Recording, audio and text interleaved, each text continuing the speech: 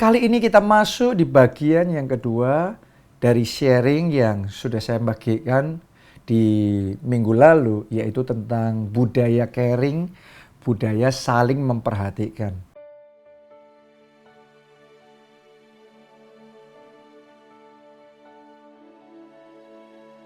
Di bagian sebelumnya kita sudah belajar tentang pentingnya menumbuhkan budaya caring di keluarga kita, di keluarga rohani kita, gereja kita, kelompok sel kita, di tim kerja kita, ya dimanapun kita berada kita perlu. Dan itu penting sekali menumbuhkan budaya caring ini. Ya, dan minggu lalu kita juga belajar ya akibatnya kalau nggak ada budaya caring ini di dalam keluarga kita, di gereja kita, di tim kerja kita. Kalau nggak ada budaya caring, ada konsekuensinya. Sebaliknya kalau budaya caringnya ada hasilnya yang amazing. Akan ada hal-hal yang luar biasa. Keluarga saudara akan jadi keluarga yang hebat. Tim saudara akan jadi tim yang luar biasa kalau ada budaya caring. Nah sekarang di bagian yang kedua ini saya langsung akan bagikan kepada saudara tentang bagaimana kita bisa menumbuhkan budaya caring itu.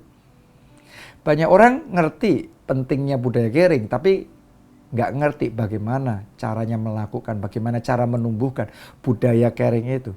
Karena itu kita akan belajar hari ini. Yang pertama, cari teladan yang baik dari orang yang memang bawaannya care sama orang lain.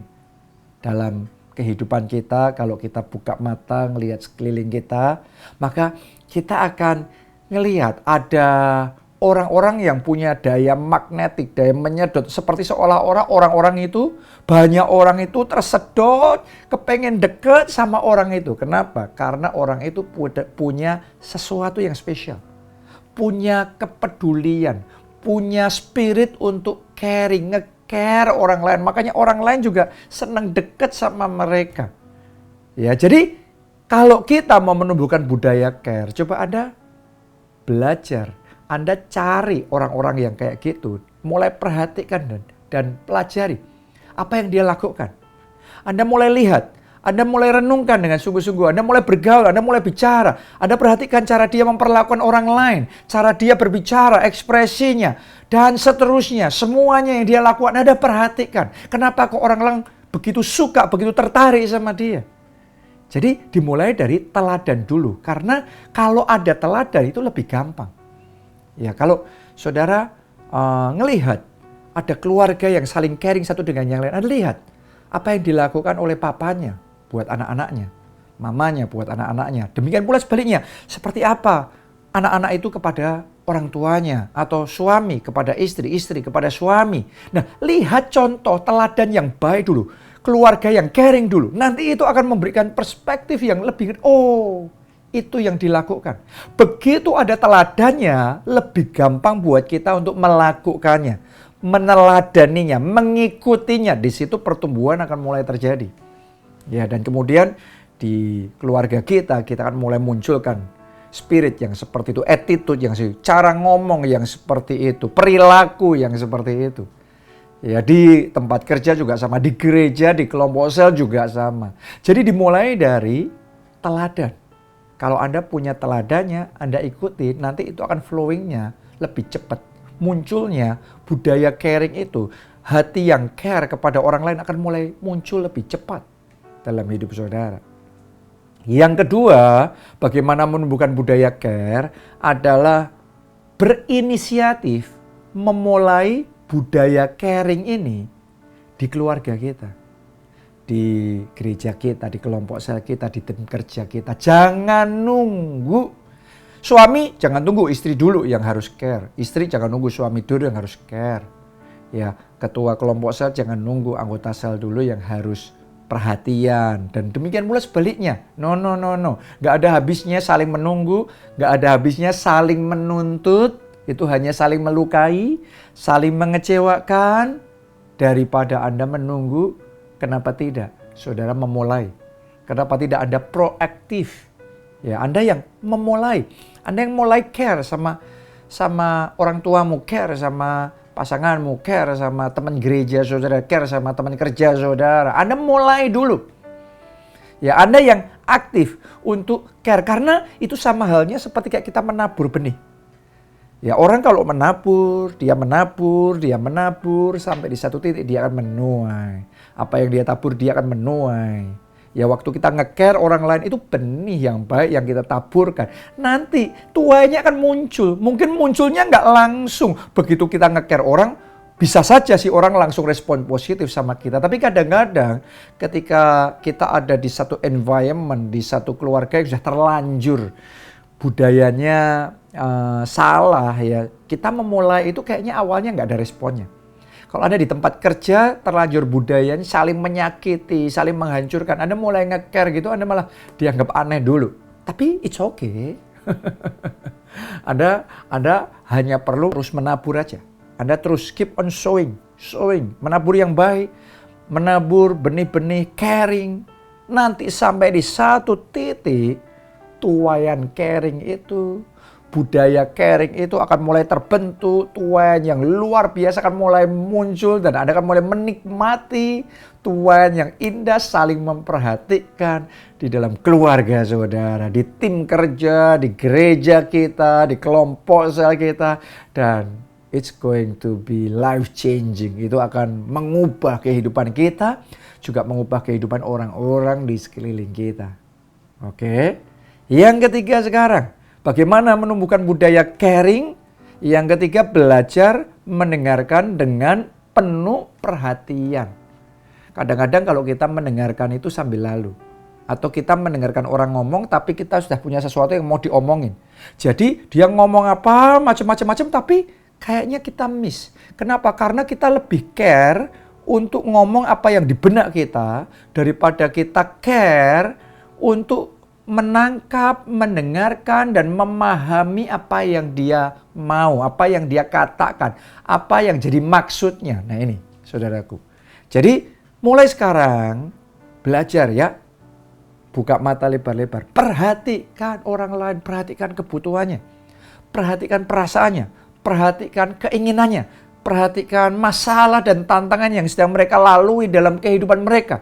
Perhatikan situasi dan kondisi yang mereka hadapi. Jadi dimulai dari mendengarkan dengan penuh perhatian. Memperhatikan dengan sungguh-sungguh. Untuk apa? Memahami orang lain. Pahami. Anda tahu nggak yang sedang dirasakan oleh istri saudara? Anda bisa ngerti nggak suami saudara itu gimana sebenarnya yang di dalam hatinya? Terhadap Anda, terhadap keluarga, sama anak-anak. Anda paham nggak sebenarnya kerinduan anak-anakmu itu seperti apa? Kepengen punya keluarga kayak gimana? Orang tua yang kayak gimana? Aktivitas keluarga yang seperti apa? Do you hear? Apakah Anda mendengarkan perkataan mereka? Atau kita begitu full of ourselves?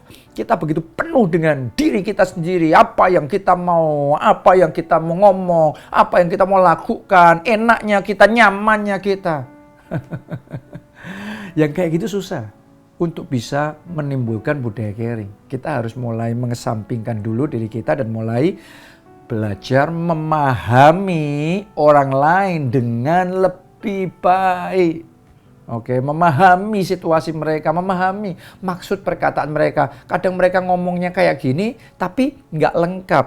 Ada yang disimpan di dalam. Nah, ketika Anda mendengarkan sungguh-sungguh, Anda bisa menggali dengan lebih baik. Anda bisa memahami apa yang sebenarnya ada dalam hatinya. Apa yang dia mau ngomong, tapi dia ngerasa belum nyaman, belum aman untuk ngomong itu. Jadi saya mau ajak saudara untuk mari belajar mendengarkan dengan lebih baik, memahami dengan lebih baik. Oke. Yang keempat, bagaimana menumbuhkan budaya caring, saling memperhatikan ini. Yang keempat, bersikap ramah dan peduli. Ya, jangan bersikap cuek, jangan bersikap dingin, jangan bersikap kasar, karena itu semua merusak budaya yang baik, budaya caring. Kalau Anda mau menimbulkan, mempertebal budaya caring, mulai biasakan sikapnya kita yang baik, yang ramah. Dimulai dari senyuman yang sederhana, sama-sama ketemu sama pasangan saudara. Ya dulu waktu mau pendekatan, supaya jadi pacar saudara, kalau ketemu Anda senyum. Anda perhatikan ya orang-orang yang baru mulai pendekatan biasanya senyum. Karena senyuman itu menarik. Tapi di mana senyum itu sekarang? Kalau Anda papasan sama anak saudara, Anda sudah cuek atau Anda senyum. Kalau Anda di gereja ketemu dengan jemaat yang lain, ketemu dengan anggota sel yang lain, teman gereja, do you smile?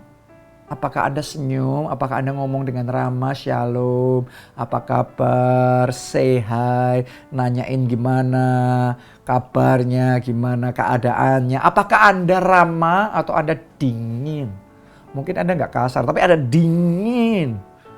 Dengarkan baik-baik, sikap dingin itu yang mematikan budaya caring. Kita harus tahu, ada sikap yang mematikan, menghancurkan, menipiskan budaya caring. Tapi ada sikap yang mempertebal, sikap yang menambahkan, melipat gandakan budaya caring. Dan yang ini butuh yang namanya keramahan. Dimulai dari senyuman, dimulai dari sapaan, atau tindakan-tindakan kecil yang kita bisa lakukan untuk menunjukkan bahwa kita care sama dia. Perhatian sama orang-orang di sekeliling kita. Kita bantuin bawain barang mereka, kita bukain pintu buat mereka. Ya, hal-hal yang kecil, it matters, small things matter. Hal yang kecil itu berharga, hal yang kecil itu penting kalau kita mau ada budaya yang positif, budaya kasih, budaya caring.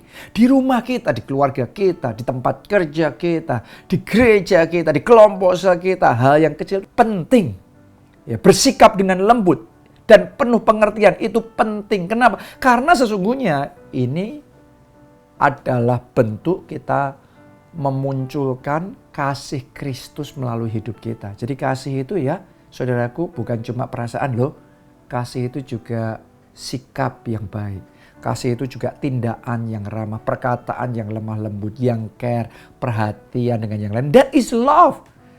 Ya, suami yang ngomong cinta sama istri tapi sikapnya kasar, dingin.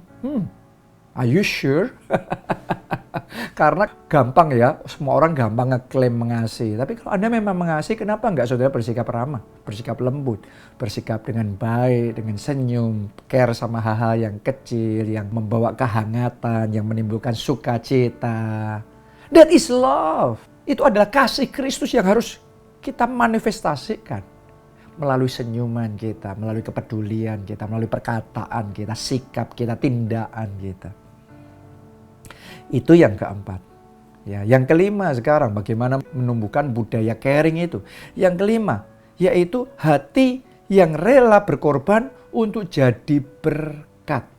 Jadi bukan hanya nanyain kabarnya, bukan cuma perhatian hal yang kecil, tapi juga ada hati yang mau korban. Oke, saya bacain dulu. Galatia 6 ayat yang kedua. Bertolong-tolonganlah menanggung bebanmu, demikianlah kamu memenuhi hukum Kristus. Jadi ternyata firman Tuhan itu sudah memberi perintah dan nasihat kepada kita untuk bertolong-tolonganlah. Jadi waktu kita nolong orang lain, ada korban loh. Anda harus korban waktu sehingga Anda bisa nolong orang lain. Anda harus korban tenaga untuk nolong orang lain. Anda harus korban talenta saudara. Oke, Anda harus korbankan pemikiran saudara untuk membantu kemajuan orang lain. Ya, Anda korban uang untuk nolong orang lain yang membutuhkan. Ya, dibutuhkan korban, that is real love. Dan cara itu yang Yesus lakukan buat kita, buat saudara dan saya. Dia turun ke dunia, dia berikan tubuhnya, darahnya, semuanya, dia mati di kayu salib, dia korbankan dirinya karena dia sayang sama kita, karena dia care sama kita. Kalau saudara ngomong sudah care sama keluargamu, apa korbanmu buat keluargamu? Apa korbanmu buat istri coba? Apa korbanmu buat orang tua?